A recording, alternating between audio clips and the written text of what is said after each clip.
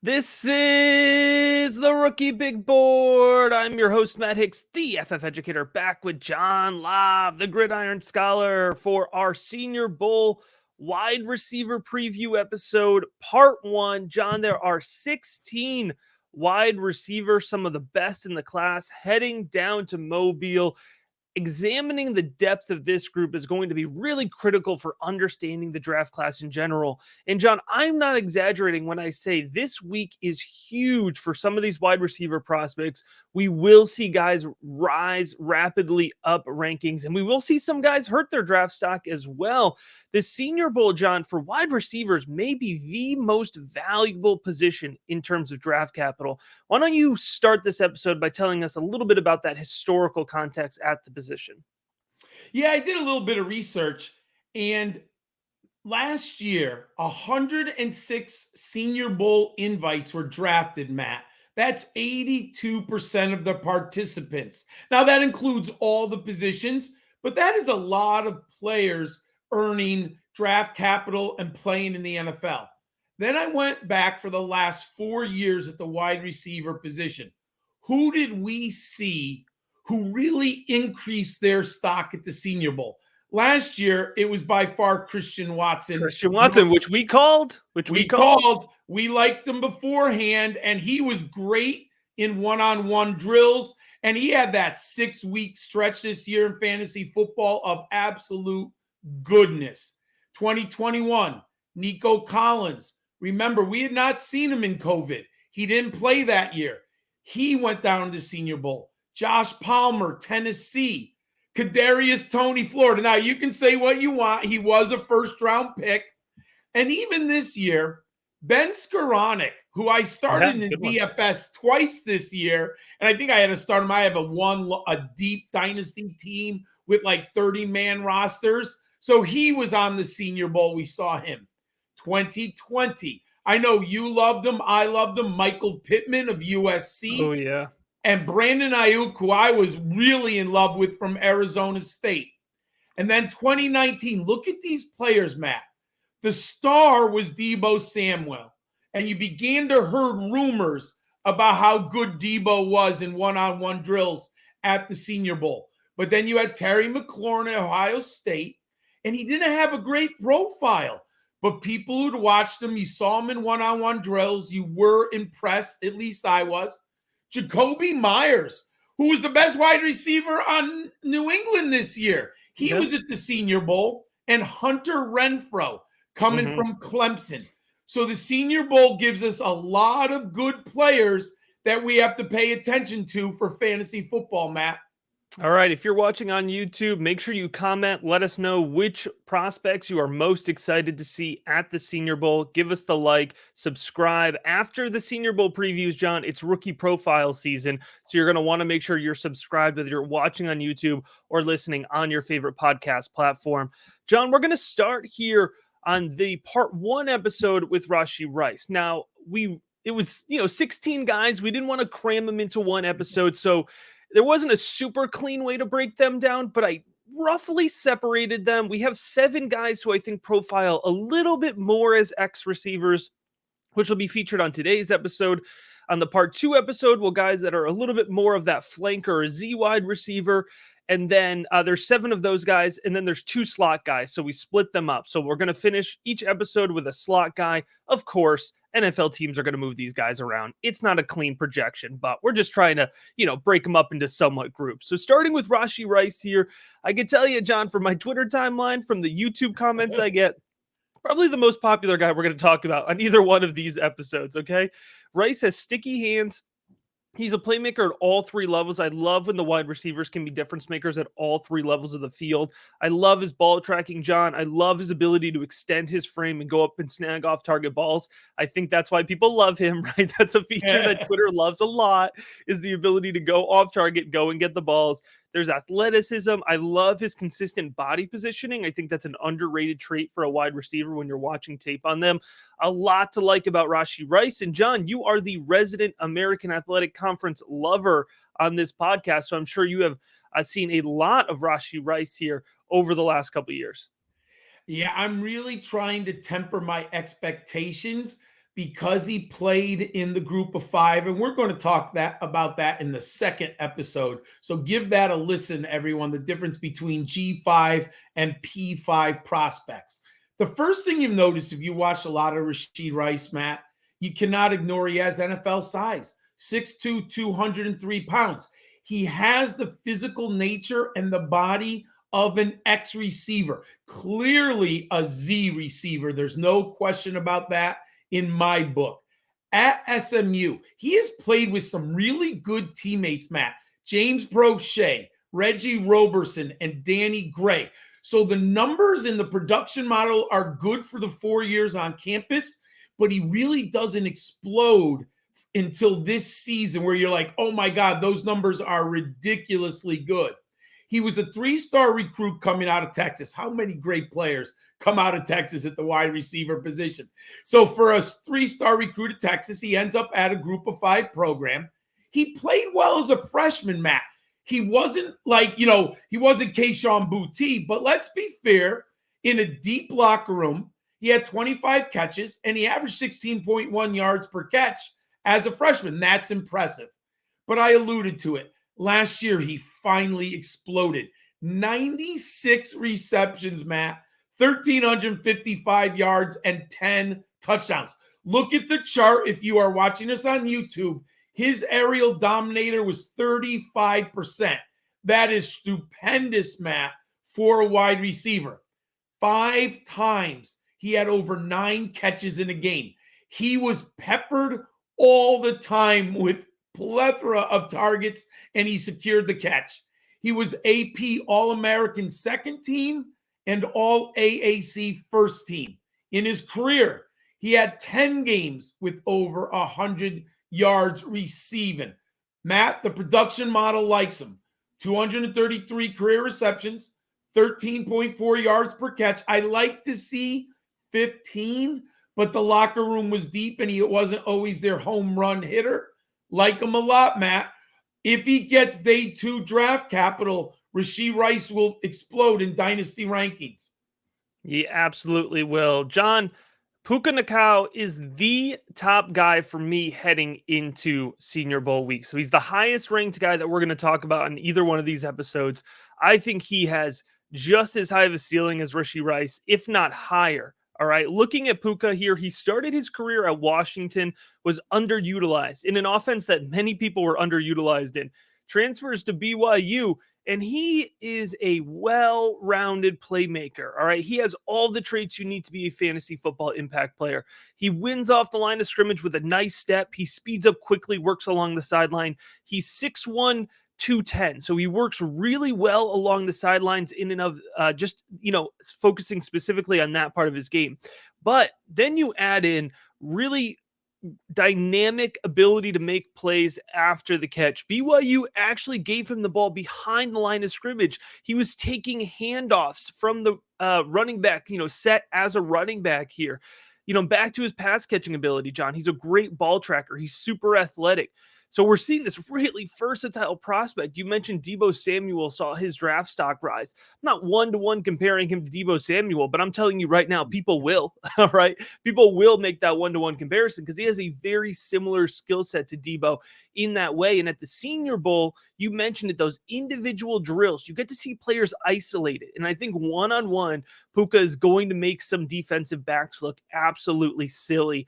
I think after Mobile, he's going to be a locked-in day 2 draft pick, and he could even push a top 50 selection, John.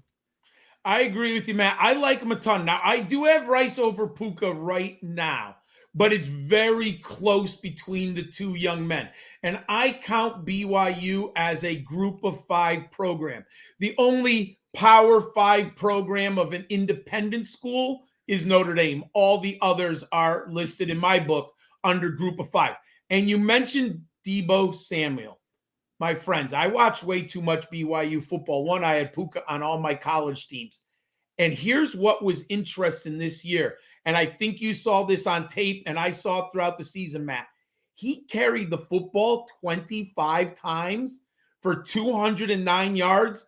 But more importantly, he scored 5 touchdowns on the ground. And that's the Deebo Samuel impact. I don't think he's as good of a prospect or as physical as Debo, but he is good with the football on those jet sweeps. You could even line him up in the backfield. There are similarities there. He has NFL size, 6'2", 205 pounds. So there's going to be a lot to like about this young man. In high school, he was a 4-star prospect from Utah. In 2018, he was a Utah State Gatorade Player of the Year and USA Today's All-Utah Player of the Year. He enrolls at Washington, and he played for the Huskies for 2 years, Matt. Didn't really do very much. 16 receptions for 319 yards and 3 touchdowns. He made a business decision. In 2021, he transferred to BYU, and he got on the field immediately for the Cougars. He led the team in receiving his first season on campus.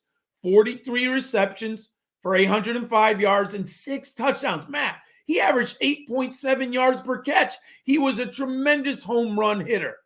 In 2022, he missed 3 games with an injury, which hurt my fantasy teams early. I was so happy to get him back. And he did not play in BYU's bowl game. He still led the Cougars in receptions with 48 for 625 yards and 5 touchdowns, averaging 13 yards per catch. Look at that aerial dominator, 23% in 2021. I like that. Catch percentage is nice at 64.2. I like the career numbers, but I put him in perspective. He really only played about 1 3/4 season for BYU, and he didn't get on the field much. Put it into context. That's why the total career numbers are a little lower. Xavier Hutchinson is not somebody with low career numbers. That is for sure. He has been the definition of consistency for the Iowa State program here over the last couple of years. And I got to tell you, John, this is why it's so important to watch tape over time, because I've, watched Xavier Hutchinson the last couple of years, there's plenty of Iowa State prospects that have come out the last couple of years, right? So you just catch these players and his tape has always been solid, but I think he took a huge leap forward here in the 2022 season. He comes in at 6'3", 210. I think he projects out to a mid-round pick. So there's going to be a lot of teams that need a big man to put on the outside, but won't want to spend that top draft capital. Think like the Baltimore Ravens in the pick 90 region, right? They would love a guy like Xavier Hutchinson, a well-rounded wideout. He has a nice skill set with a large frame, consistent hands. He displays the ability to catch any pass thrown his way. And that really does mean something. The quarterback play dropped off significantly this year, which is maybe one of the reasons that I appreciated him more. You really saw that off-target pass-catching ability. And listen, I know it's Brock Purdy season and everybody's excited about him, but he was very inconsistent at Iowa State. Oh, my, yes. Yeah. And Xavier Hutchinson made him look consistent, right? So that off-target ability has really been there for a while for Xavier Hutchinson. I like the way for a big man, he can create space directly off the line of scrimmage. And he doesn't burn in terms of his speed, but he has good quickness and he has the ability to move laterally, and he'll do fine in the 40-yard dash for being 6'3". So I think there's a lot of versatility to like here with Xavier Hutchinson. Another guy, I'm thinking of those one-on-one, the cornerback wide receiver where they isolate them, put them along the sideline, kind of give them that jump ball type drill. I think Xavier Hutchinson in that space, we're going to see a couple clips of him and we're going to get pretty excited about it. Fascinating player this year, Matt. And when I was breaking down the film, and this is not an insult, but I will tell you the comp, and I'm not a big comp guy, anyone. I don't make a lot of them when we're doing our shows, but every once in a while a comp pops up. You know who I thought of? Chase Claypool at Notre Dame. There's so many similarities in his game. He's big, he's physical, he runs a lot of short routes. He's just so good in that intermediate area, and he lined up in the slot sometimes where he can just dominate people. You put him in a production model, and there's going to be some items that pop up. 254 career receptions is impressive. You mentioned his size. There's no question about that. Look at that aerial dominator rating, 37.3%. There are some red flags. One, late breakout player. He played at a JUCO school. We'll talk about that. And he only averaged 11.5 yards per reception. So there are some concerns. I didn't see a lot of great deep route running. We love Garrett Wilson because he's a late separator, and we saw that with the Jets. You don't get a lot of late separation from Xavier Hutchinson deep down the field. Now, he'll use his hands and his size and body control to catch the ball, but he's a different type of player. And you talked about prospects from Iowa State, and this is not a knock on him, but I wonder how people will put him with Akeem Butler and Allen Lazard. Butler has not, unfortunately, hit expectations that many expected, myself included. I thought Akeem Butler would make an impact in the NFL. Allen Lazard has been good. I have him on a bunch of Devy teams. I start him all the time when you're starting 5 wide receivers sometimes. So I like Allen Lazard. And what will people think of Xavier Hutchinson? In high school, he's a 3-star prospect from Florida. He enrolled at Blinn College, which is a JUCO school. He kind of moves around. He finally explodes last year. 83 for 987 and 5 touchdowns. And that was with Brock Purdy. And he's first team all Big 12. He had a very good year. And this year, though, Matt, he had a Drake London type season. Not in style, not in performance, but peppered with targets. Remember last year when we talked about Drake London, just how many targets? Look at these numbers. Xavier Hutchinson had 163 targets, 13 and a half per game. He logged 6 games with over 10 receptions. He is a bully and a workhorse. He had double-digit targets in each game except for the final one against TCU. His stats for the year: 107 receptions, 1,171 yards, and 6 touchdowns. He was a Biletnikoff Award finalist and first-team All-American. Matt, I can't wait to see this young man on one-on-one drills. I think he could really move up draft boards, but we do have to see him against elite cornerbacks at the Senior Bowl. John, we're breaking all these guys down in depth. If you want to see their full profiles, we have full write-ups on all these guys. They're ranked in the context of 125 rookies. We're sharing our Senior Bowl slides, all available at patreon.com/rookiebigboard. You get access to the Discord. You could chop it up with us, talk about all these guys more in depth for just $3 a month. Head on over to patreon.com/rookiebigboard. Get access, and you could save 15% today with that annual subscription. John, Dontavian Wicks, wide receiver out of the University of Virginia, he is the type of guy that the Senior Bowl exists for, in my opinion. Like, he really is the essence, right? We have a monster 2021 season. I'll let you break down the production, but he has a monster 2021 season in terms of production, a coaching change in terms of offensive scheme, and he just does not put up the same type of numbers in his 2022 tape. But you look on tape, John, and you see a fluid wideout. You see some highlight reel catches. You see the ability for him to go up and get balls well over his head or fully lay out his body and stretch out and make that play. You see those effort catches, right? And you see a guy who can separate downfield with his speed and has some really good hands. So this is the perfect. You've seen him in 2 offensive contexts, right? One good, one bad. You see the traits. Let's get him in Mobile. Let's get NFL coaching staffs working with him, understanding how to best highlight him. And I think Wicks is the type of guy who right now is probably more in that round 4, round 5 conversation, but could end up sneaking his way into being a top 100 pick. Absolutely, Matt. And before this season, there were scouts who really liked Dontayvion Wicks. Some people had a second-round grade on him before the 2022 season. I wasn't that high, but I did see the athletic ability without question. And remember, Matt, last year when we were doing these shows and the previews, there weren't a lot of classic X receivers over 6'1". In this year's class, we have lots of classic X receivers with size. And we're just looking at the Senior Bowl. Wait till we start breaking down the underclassmen. So we have bigger prospects in this year's group than we did last year. First thing with Dontavian Wicks, I had a man crush on him in 2021. I became a Virginia stan. Why? Because they were fantasy football gold. Matt, they were so good in 2021. And they were waiver wire wonders, picking up Wicks, even being able to pick up Brennan Armstrong. And they just put up so many points. How good was Wicks? 57 receptions. And Matt, this is what is mind-blowing. Over 1,200 yards receiving, 21.1 yards per catch, and 9 touchdowns. Just amazing deep ball home run hitter. His yards per catch led the Atlantic Coast Conference, and he was the 5th best in the nation. He broke Herman Moore, and I remember Herman Moore on the Lions.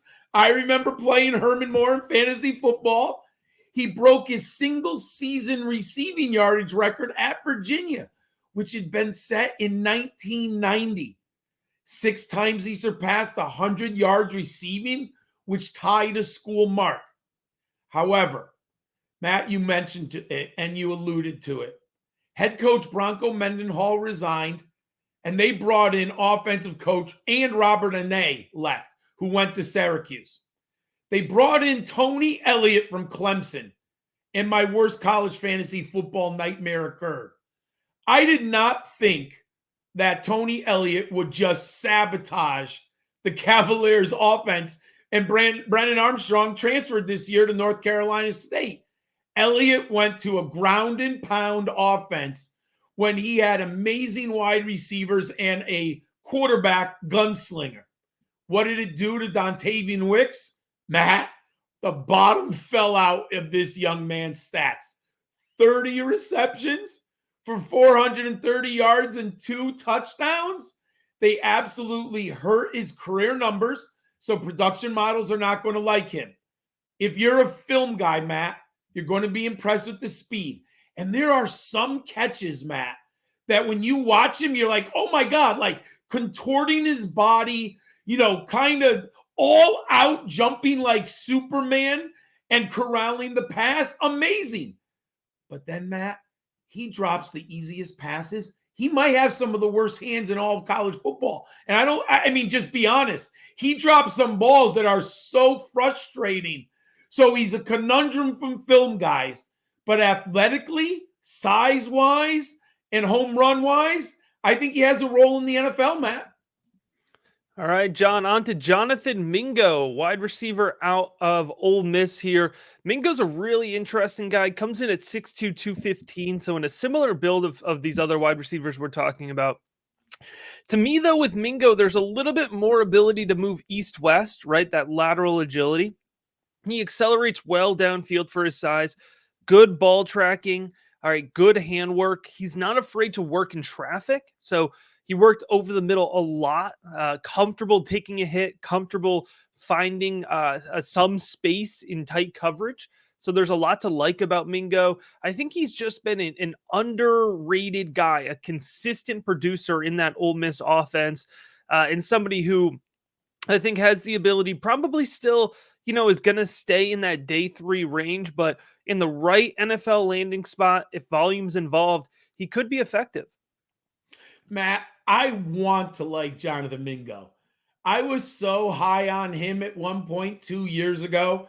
Loved the coaching staff with Lane Kiffin, DK Metcalf, AJ Brown, Elijah Moore stepping into this offensive system. He was a 4-star recruit. He played in the Under Armour All-American game in 2019. And his size and physicality at 6'2", 225, Matt, I was all in. He was a true freshman. He started every game for the Rebels, but then he disappeared a little bit. And he's never, ever reached the stars like I felt he would. Now, part of it as a junior in 2021, he missed 7 games due to an injury. And in 6 games, he only had 22 receptions for 346 yards and 3 touchdowns. And I really thought, well, coming back from injury, I thought he would have a much better 2022. He just didn't do it for me. I never was wowed. A good season 861 yards receiving on 51 receptions and 5 touchdowns, but not great. He never had over 400 yards receiving until this past year. I love his size. The athleticism is there. The production model, it's okay. Nothing that pops for me. He's an SEC receiver. Draft capital is going to determine the final value on Jonathan Mingo because he has not hit the ceiling that I had hoped. We got a pair of Stanford wideouts here, starting with Elijah Higgins. Elijah Higgins, really fun combination of size and speed, 6'3", 234.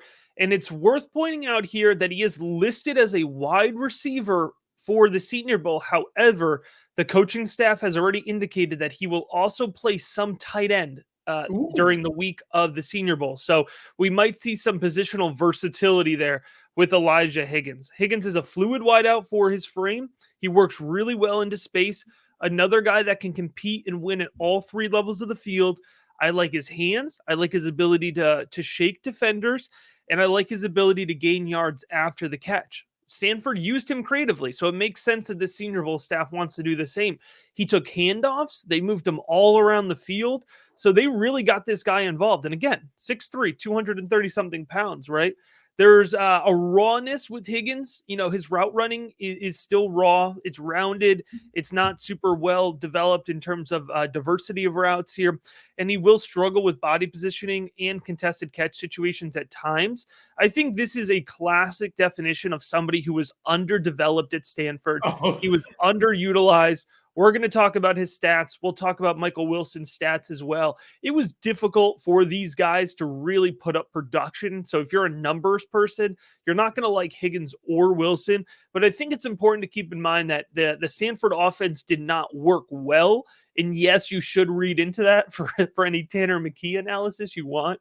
But I also think it's a reflection on the coaching staff. So both Higgins and Wilson, we'll get to him next, are both guys who I think have the ability to really, really increase their value here over the course of the week in Mobile.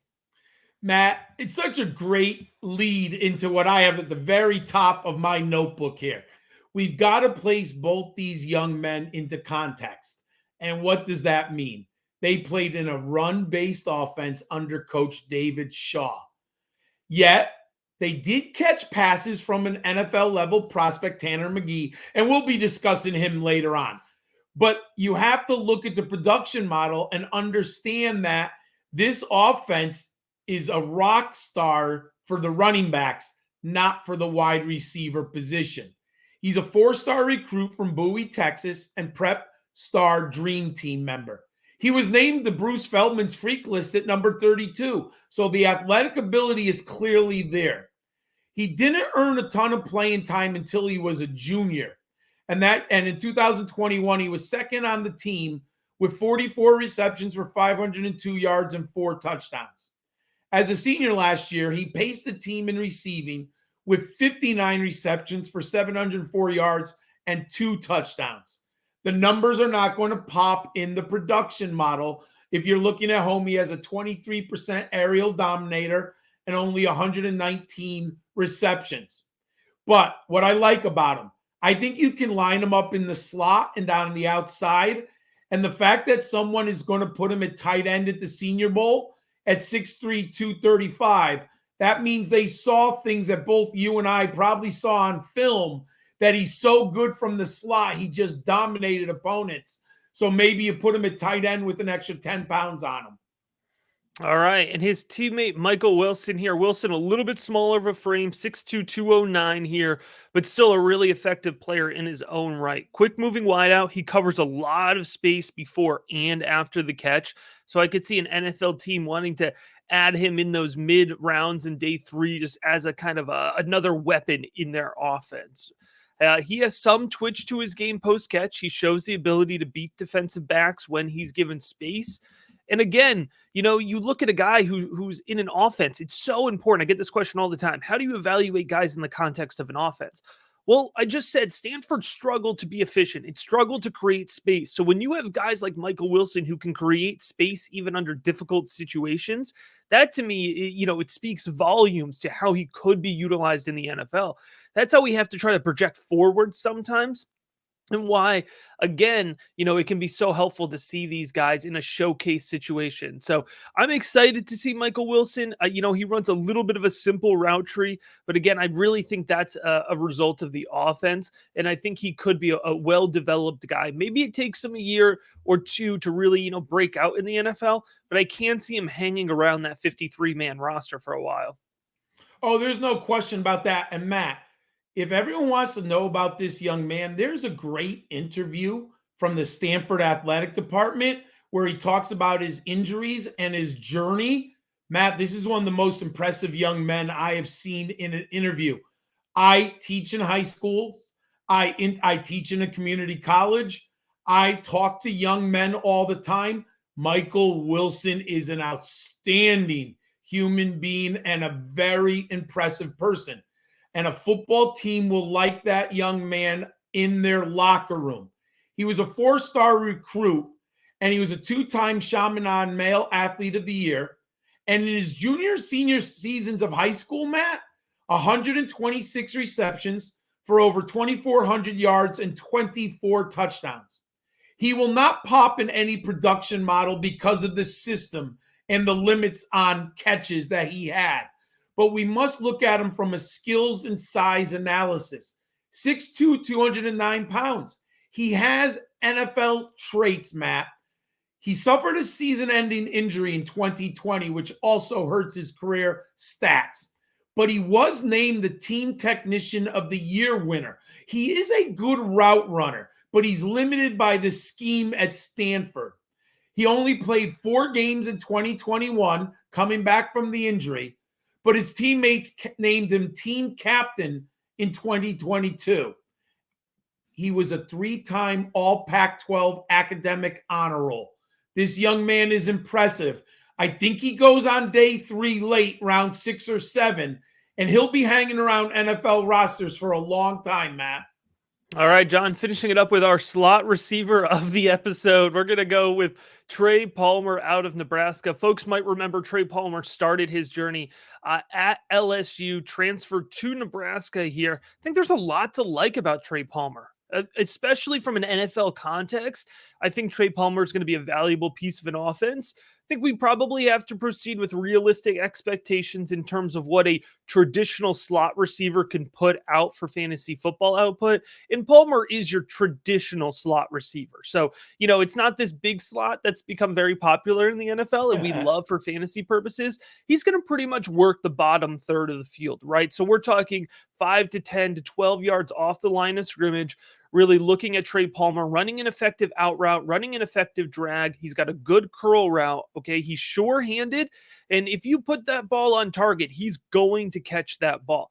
Even if he's working in traffic, he's going to catch that ball. You put that ball off target, he doesn't really have that same frame that we're talking about for some of these other guys where he's able to extend and make a highlight reel type catch. But he can work through his routes with convincing footworks.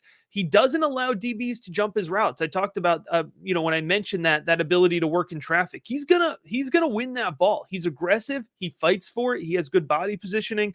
And after the catch, he can scrap and get a couple extra yards. So, if you loved Kyle Phillips last year, Trey Palmer might be a guy that you're into this year, a similar skill set, not exactly the same. But I do think Palmer's going to go to the Senior Bowl. He's going to get some hype. He's going to still end up being a day 3 selection, but he's going to be a key part of an NFL offense. How good was Trey Palmer after transferring from LSU, Matt? We've got to put in context. He couldn't get on the field at LSU, and we know how good that depth chart is for the Tigers. He comes to the Big Ten and immediately for Nebraska just dominates in the passing game. 71 catches for 1,043 yards and 9 touchdowns. He was second team All Big Ten, third team All Big Ten by the coaches, so he impressed the national media and the coaching staffs in the conference. He was Nebraska's student scholar athlete in the spring of 2022. He set numerous Nebraska records, Matt. Most receiving yards in a season this year, receiving yards in a game with 237 at Purdue. In high school, he was a number 20 prospect in the nation and a 5-star recruit, and he couldn't get on the field for the Tigers. So he made a business decision and played for the Cornhuskers. He was a track standout. He won the 100-meter state title as a senior from Louisiana, and he played for the Tigers for 3 seasons. Matt, he definitely looks like a slot receiver, maybe a Z, but he could also help you on kick and punt returns. Trey Palmer is a day 3 selection. He looks like a 4th or at best a 3rd receiver on an NFL team. John, there it is, our 8 wide receivers here. We will be back with part 2 where we're going to break down our Z's and an extra slot receiver for good measure here. I'm going to be direct, folks. If you are listening to an entire episode breaking down Senior Bowl wide receiver prospects, you are the level of fantasy football player that needs the rookie big board. You need access to our full rankings, to our Discord to chop it up here, and full player profiles, as well as, John, the 2023 rookie draft guide, which is going to be over 100 pages. Head on over now, patreon.com/rookie big board, and you get full access for that for just $3. As always, we appreciate you checking out this episode of the Rookie Big Board.